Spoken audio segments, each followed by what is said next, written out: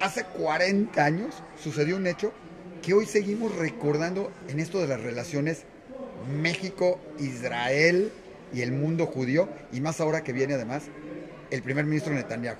¿Qué fue? Platícanos, ¿qué se dio? Bueno, lo que sucedió fue, primero, tenemos que irnos un paso atrás. En junio de 1975 se realizó en México la conferencia del Año de la Mujer. Era una conferencia de todo el mundo organizada por la ONU para lanzar la década de la mujer, en la que se iba a proteger sus derechos, a avanzar su situación, etc. Por una serie de circunstancias tocó que se hiciera en México y Echeverría tomó la oportunidad. Ahora, esta fue una conferencia que tenía propósito del bienestar de la mujer, pero que fue manipulada por la Unión Soviética y los países árabes para usarla como un instrumento de ataque contra Israel y el sionismo. ¿Qué tiene que ver una cosa con no otra? Tenía nada que ver, nada que ver. Sí. Pero lo que ellos aprovecharon fue la coyuntura, que en la conferencia no había diplomáticos de carrera. Había mujeres sin experiencia política de todos los países que venían a hablar sobre las mujeres. Entonces ellos mandaron a algunos diplomáticos que sí sabían qué hacían y metieron dentro de las decisiones de la Declaración México, que iba a salir como resultado de la conferencia, una condena al sionismo. La verdad es que es sorprendente pensar que la Declaración México, que emanó de la Conferencia de la Mujer, tiene una sola mención donde ataca la prostitución, el matrimonio infantil, el matrimonio forzado, el concubinato, y tiene 4 resoluciones en las que ataca el sionismo como racismo. Era absurdo. 4. 4, así es. O sea, está bien. O sea, era, en serio, o sea, era... Exactamente. En esa ocasión, aunque Echeverría se comprometió con las mujeres de las organizaciones judías femeninas que lo fueron a visitar, se comprometió a que esto no iba a suceder, México votó a favor. Y con eso, la que se llamaba Declaración México, por haber tenido lugar en México, incluía 4 condenas al sionismo. Unos meses más tarde se iba a votar en la ONU la definición de sionismo como una forma de racismo, que tiene su propia historia.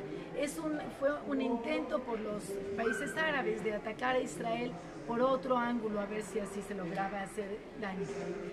Que además es de las pocas resoluciones que alguna vez se ha tocado en ese sentido, en la ONU también, No o sea, de definición, o sea... No nada más eso, es la única, como dices muy bien, pero además es la única resolución que se ha revocado. En 1991 fue revocada. Eso ahorita llegamos, pero mientras vamos a lo que pasó.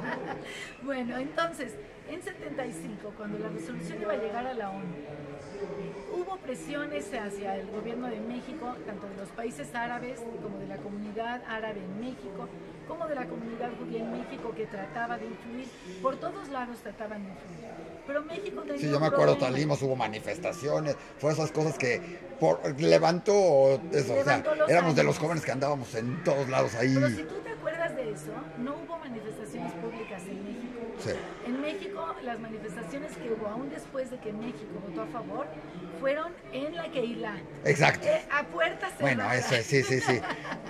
En la embajada adentro tomando café. Bueno, por eso yo era muy chavito, entonces no puedo hablar mucho. Exactamente. Bueno, entonces, a pesar de todas las presiones, México tenía el problema de que la Declaración México ya contenía esa condena al sionismo y no se quería contradecir.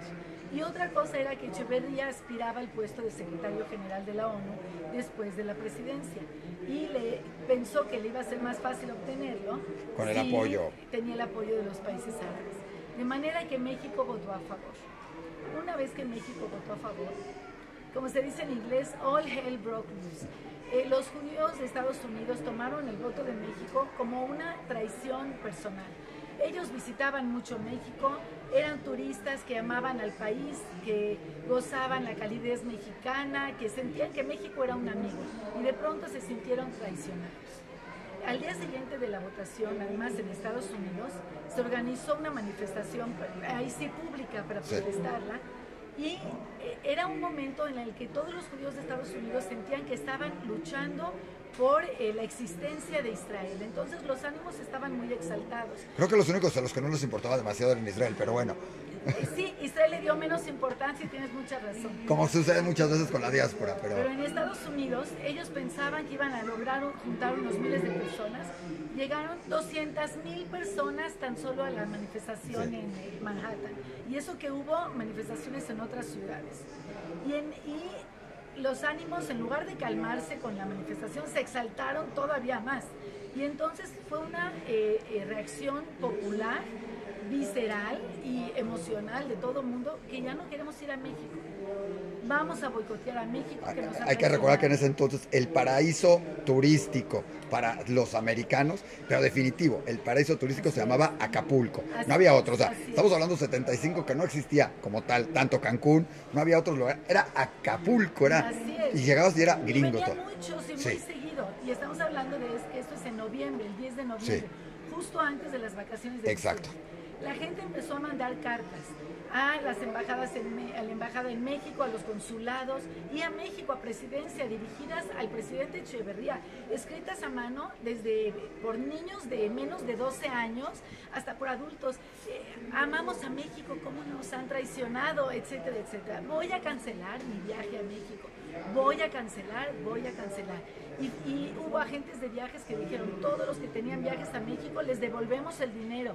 Se volvió algo tremendo en el que la gente participó porque lo sentían en carne viva.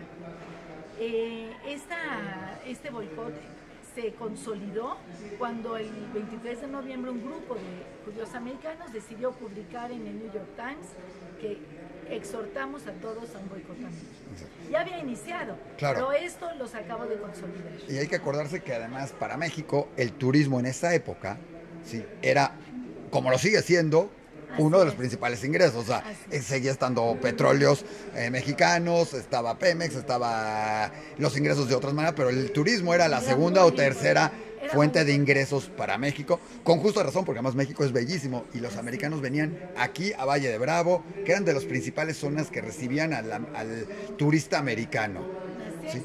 Entonces, como bien lo mencionas, era tan importante, México entró en pánico. ¿Cómo se acabó esto? ¿Cómo pasó? Bueno, primero pasó algo muy peculiar que quisiera yo mencionar, y es que Echeverría entendió que los judíos mexicanos no tenían ningún poder en el asunto y trató de establecer un diálogo con los judíos de Estados Unidos. Pues mandó invitaciones que vinieran a verlo y se rehusaban. Es una larga historia cómo finalmente aceptaron venir, los trajo con todos los gastos pagados por presidencia y se vio con ellos en Los Pinos, les dio una exposición de 2 horas sin parar, como era típico de Echeverría, y tenemos la transcripción completa de esa exposición, y les rogó que pararan el boicot, que México era un amigo de ellos. También algo interesante que pasó en esa visita es que los judíos de Estados Unidos se vieron con los líderes de los judíos mexicanos y ahí se entendieron, se dieron cuenta de las diferencias enormes de enfoque que tenían entre ellos. Mientras que en México todo era y la manifestación había sido, como dijimos, a puertas cerradas, en Estados Unidos habían lanzado un boicot. Entonces hubo roces entre las comunidades que enriquecen mucho nuestra comprensión de ambos grupos. Oye, pero muchas de esas cosas, bueno, este fue un parteaguas, nos quedamos en eso, se liberó el boicot, pero dejó una marca importante. Para ti, que hiciste todo un estudio sobre esto, pero principalmente hiciste el estudio sobre el boicot y todo esto. Sobre el boicot y cómo se dio y cómo se detuvo. Exacto. ¿Qué marca crees que haya dejado hacia México, en principio, y hacia las comunidades judías, tanto de México como de Estados Unidos? Bueno, para México el boicot dejó una huella.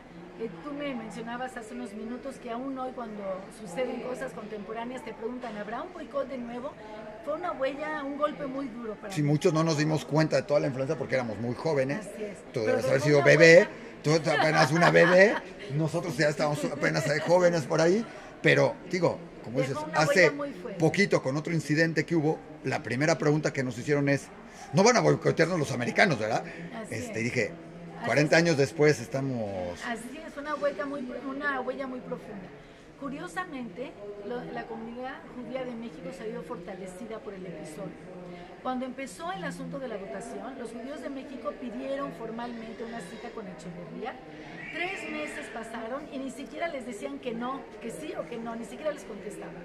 A raíz del boicot, los invitaron a comer a Los Pinos, y eso siguió con López Portillo. Los invitaron a la primera toma de posesión de un presidente mexicano, en el que fueron invitada a la comunidad judía oficialmente, fue la de López Portillo como consecuencia del boicot.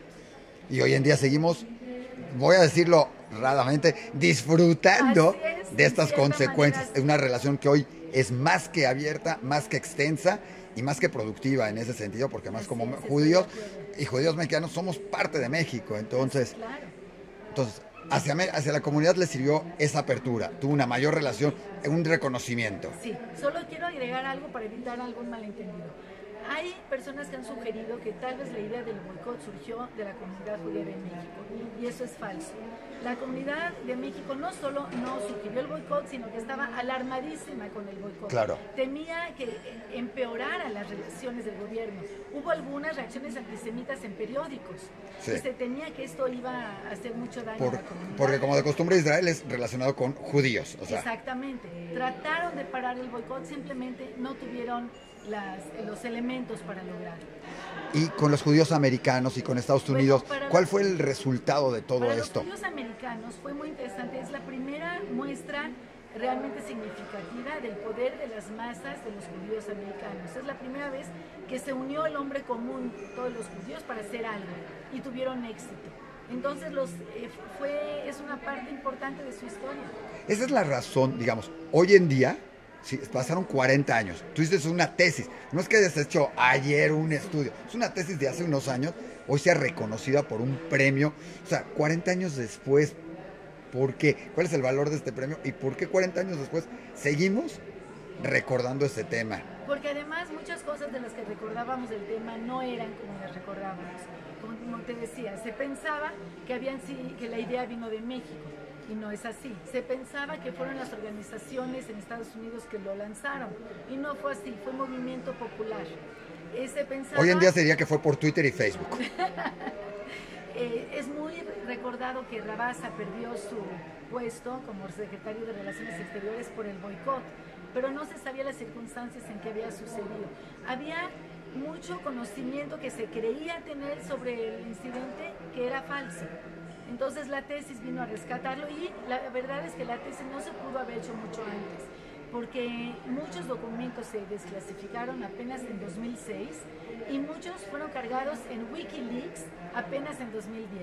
Benita, está bien. Wikileaks tuvo muchísima información para Oye, y de esos documentos y de esas cosas, platícanos 2, 3 cosas extrañas, curiosas que hayas encontrado, aparte de la reunión de Echeverría con la comunidad, que no creo que... Hay muchísimas, se lee como una novela, es la verdad. Sí. El embajador de Estados Unidos en México se llamaba Jova, se apellidaba Jova, y él mandaba unos reportes al State Department en Estados Unidos divertidísimos, y decía que lo que estaba sucediendo en México era de no creerse. Una vez llegó el secretario de Gobernación a su casa a las 12 de la noche a despertarlo, que Echeverría dice que tiene que acabar lo del boicot ya. Y aquí está metido Estados Unidos en medio de todo toda claro. esta trama. ¿Alguna otra cosita? ¿Sí, algo? Sí, no, porque esas son de las cosas. Yo no me imagino al secretario yendo a tocarle a la puerta y decirle, oye, termínalo, y seguramente le dijo, pues no es cosa mía, yo... Exactamente, ¿no? Pero también tienes que los judíos en Estados Unidos iban con el secretario de Estado a aconsejarse si ellos creen que el boicot puede hacer daño a la comunidad judía de México o no, y la respuesta viene de Kissinger. O sea, estaba... Bueno, Kissinger no era alguien que podríamos decir siempre vio por la parte judía o por la parte de Israel, y él era otro, él tomó otra, todo. Y en todo eso... Pero te digo, ¿a qué eslabones llegó el boicot? Oye, ¿y dónde se puede ver la tesis? ¿Cómo se puede ver? ¿Cómo se puede consultar? Porque va a haber cosas muy interesantes, secretas, como tú dices, es una novela. Apasionantes. Apasionantes, o sea, la próxima telenovela de Televisa TV Azteca, el boicot. No, está bien, Mira, se pueden ver en varios lugares. Sí. La tesis es de la Universidad Iberoamericana y ahí se puede consultar.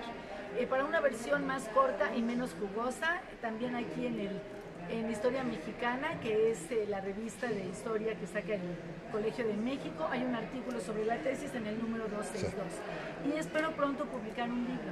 Ah, buenísimo. Oye, dime una cosa, ya que vas a publicar un libro, viene la visita del primer ministro Netanyahu. Tuvimos aquí al presidente de Israel varias veces, ¿sí? ¿Qué te implica hoy en día y cómo ves hoy las relaciones México-Israel en todo este contexto político del mundo a 40 años de distancia de ese incidente y que han sucedido otros, pero Han sucedido como otros. sucederán como en toda buena relación? Así es, pues yo creo que es una muy buena relación la que hay entre México, Estados Unidos e Israel. Hay tropiezos ocasionales, pero yo creo que básicamente es una buena relación.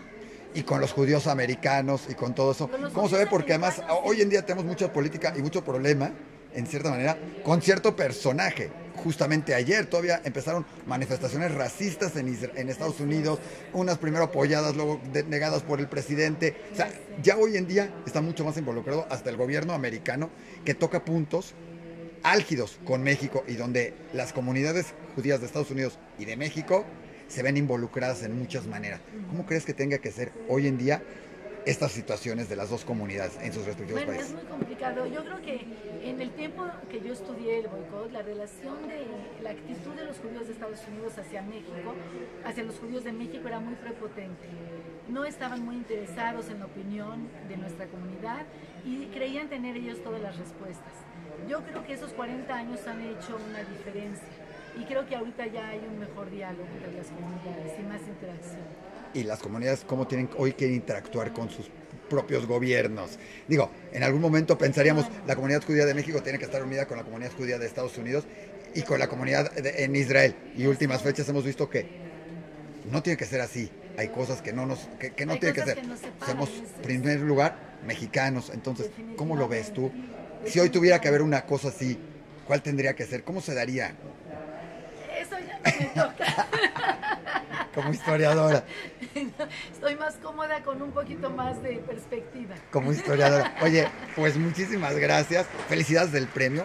Muy merecido. Muchas Qué bueno que gracias. se rescatan estas cosas y que alguien se fijó y dijo, además que hay mujeres talentosas haciendo todo esto. Muchas gracias, Daniel. Un gusto.